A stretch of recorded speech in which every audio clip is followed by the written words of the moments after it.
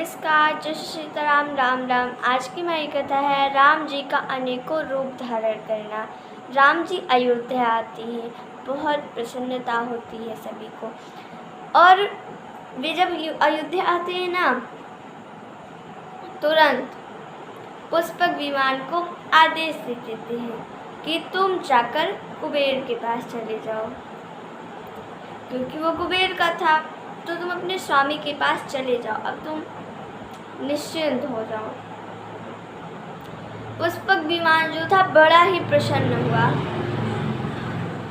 बड़ा हर्ष हुआ। मैं अपने स्वामी से मिलने जा रहा हूँ, पर थोड़ी ही देर में उसे बहुत शोक हुआ, दुख हुआ कि मैं राम जी को छोड़ के चला आया। अब इधर राम जी के आगमन की सूचना सुनते ही भरत जी संग उनके गुरु आए। भरत जी ने राम जी को देखा, चरणों में पड़ गए और राम जी ने भरत जी को उठाया और गले से लगाया। भरत जी ने कहा कि आज अर्ता को प्रभु ने दर्शन दे दिए हैं, बहुत बड़ी बात है। मुझ जैसे को आपने दर्शन दिए। गुरुओं को देखा राम जी ने तो प्रणाम किया, फिर अपने सखाओं से बोले कि आप लोग गुरु की सेवा कीजिए और लोगों की सेवा कीजिए, क्योंकि अभी उन्होंने बहुत लोगों से उन्हें मिलना था। माताएं तो पुष्पों से भरी थाली लेकर उसमें पता नहीं कितने दीपक और पता नहीं क्या क्या सजा के लाती हैं। मतलब इतने सुंदर सा थाली सजा के लाती हैं और राम जी की आरती उतारती कि मेरा। कौशल्या जी तो सुनती हैं तो ऐसे आती हैं जैसे कोई तुरंत बच्चा दी हुई गाय होती है ना, और वो गाय अपने बछड़े को जितना प्रेम करती उतना प्रेम करती है, वैसे आ गई है। अरे आने भी क्यों ना, उनका राम इतने दिनों से बाहर था और आज मिला है तो वो जरूर आएंगी और आती है। कौशल्या जी देखती हैं मेरा राम है, गले से लगा लेती हैं। लक्ष्मण है, गले से लगा लेती हैं।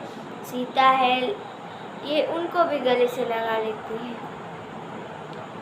और सुमित्रा जी आती हैं, वो लक्ष्मण जी, राम जी, सीता जी सबको प्रेम देती हैं।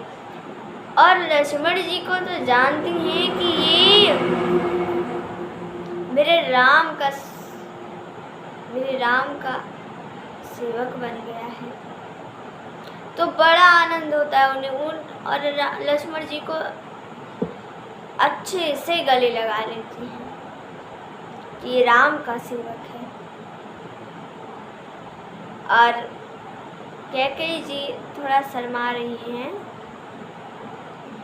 और इसीलिए शर्मा रही है कि मैंने ऐसा कार्य किया, ये समाज क्या कहेगा, इसीलिए सामने ही नहीं आ रही है। राम जी ने देखा कि ये क्या माता तो मेरे सामने ही नहीं आई, तो अपने महल में जाने से पहले किसी के महल में नहीं गए थे, वो तो कैकेयी जी के महल में गए। उन्हें सुख दिया, उन्हें समझाया।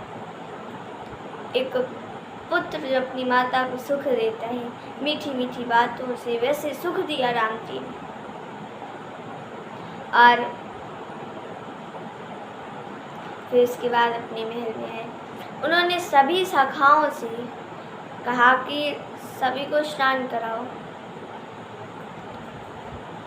और पता है खुद उन्होंने अपने भरत को स्नान कराया। राम जी ने भरत की जटाओं को खुद सुलझाया और स्नान कराया, तीनों भाइयों को। अरे उस समय जिस समय राम जी स्नान करा रहे थे, महिमा ही अलग है। करोड़ों शेष जी भी नहीं कह सकते हैं उसकी महिमा। अब नगर के नारी पुरुष, स्त्री पुरुष, इन लोगों ने सुना कि मेरे राम जी आए हैं, तो वे राम जी को देखने चले।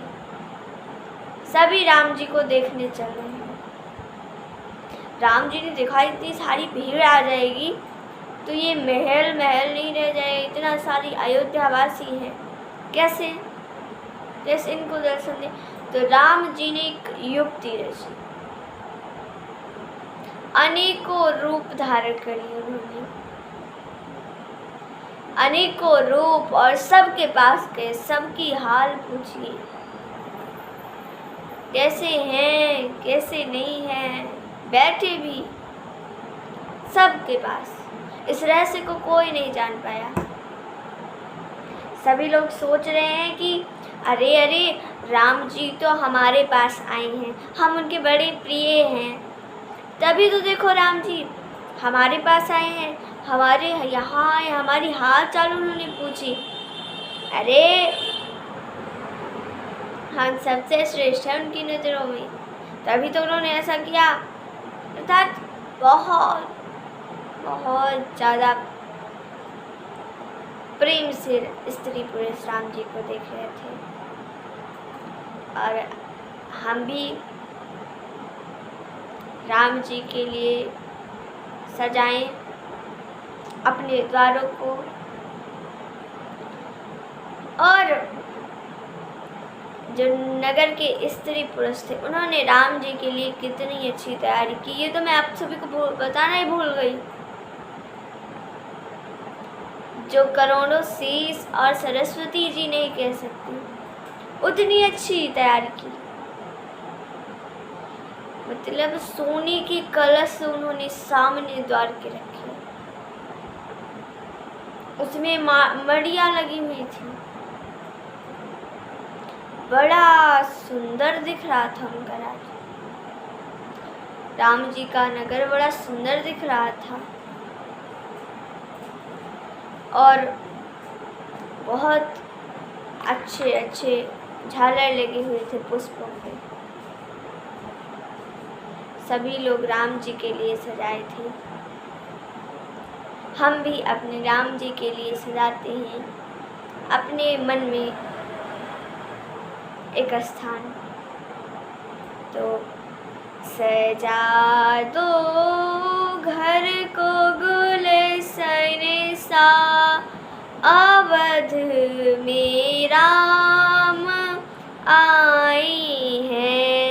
सजा दो घर को गुलशन सा, अवध में राम आए हैं।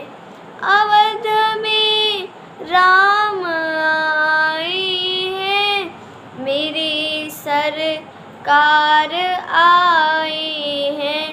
लगे कुटिया भी दुल्हन सी, लगे कुटिया भी दुल्हन सी, मेरे प्रभु राम आए हैं।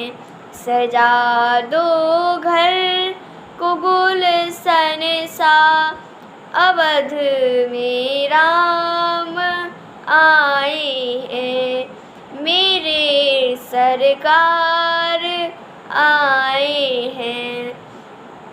और हमने भी सजा लिया है एक छोटा सा कोना, और उसी के साथ साथ आज की कथा यही समाप्त होती है।